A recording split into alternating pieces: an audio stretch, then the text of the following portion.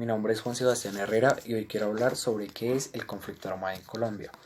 El conflicto armado en Colombia es un proceso que ha desencadenado aproximadamente desde el año 1960 y que aún en la actualidad lo podemos evidenciar. Como participantes de este conflicto podemos nombrar a el Estado colombiano, a las guerrillas, grupos paramilitares, bandas criminales, narcotraficantes, grupos armados organizados y grupos armados organizados residuales. Esto quiere decir que ellos han desencadenado una guerra fuerte aproximadamente desde el año 1980, ya que los narcotraficantes y unos grupos armados se unen a cambio de dinero, de ganancias absolutas que realmente iban a ser evidenciadas en este proceso. ¿Por qué?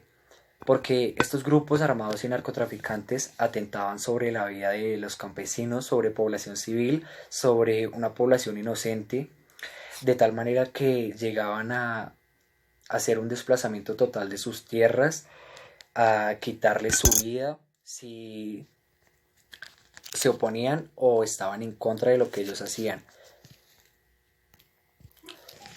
Los grupos armados llegaban a decirle a los campesinos que desalojaran sus tierras, les hacían un desplazamiento forzado, ¿sí? Cuando los campesinos se resistían, eran torturados, la mayoría de veces ejercían la muerte sobre ellos de una manera bastante fuerte, bastante inhumana, como lo era la desmembración, la mutilación y, y decapitación. Por lo que muchas familias de los fallecidos realmente buscaban y pedían una paz que nunca se las pudieron dar, nunca le pudieron dar una solución. Aún el país se encuentra en una situación bastante crítica porque no ha llegado a ningún acuerdo de paz. Volviendo al tema que comentábamos, las poblaciones en el momento de ser desplazadas tenían que venir acá a la ciudad a buscar sustento, a buscar comida, a buscar cómo sobrevivir.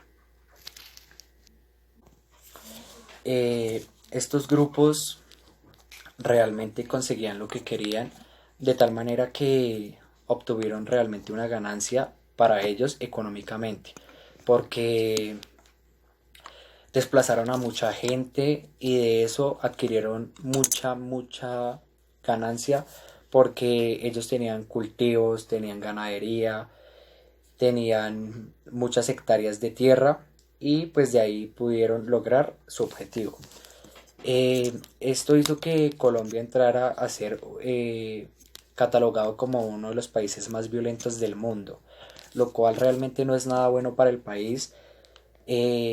Ha sido marcado realmente en la historia. Es un país que muchas veces en otros países dicen Colombia, nombran a Colombia y dicen un país asesino, un país de narcotráfico, pues que el país no debería estar en esa posición.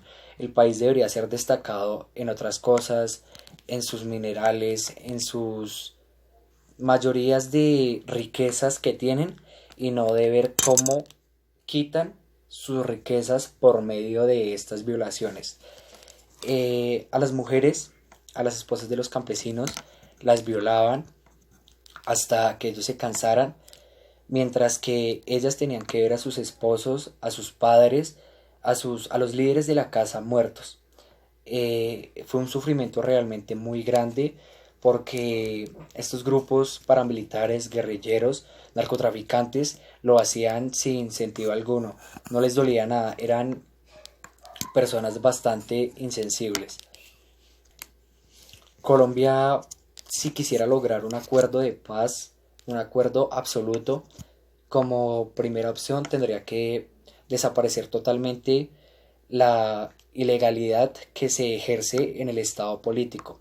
Es decir, que no hayan corrupciones, que este estado no se guarde dinero, que realmente si va a dar subsidios, si va a dar ayudas, va a brindarlas a las poblaciones que las necesitan, que sea equitativo, que sea una buena cantidad, que esto no genere disturbios ni guerras, porque si esto lo logran hacer, realmente el país queda bastante bien.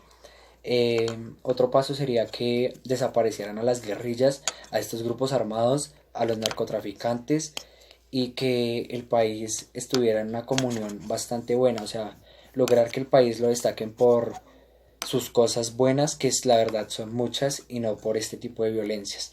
Entonces, este proceso realmente sí lo pueden pasar, es un proceso que todos debemos de hacer para lograrlo. Es difícil, sí, pero podemos lograrlo.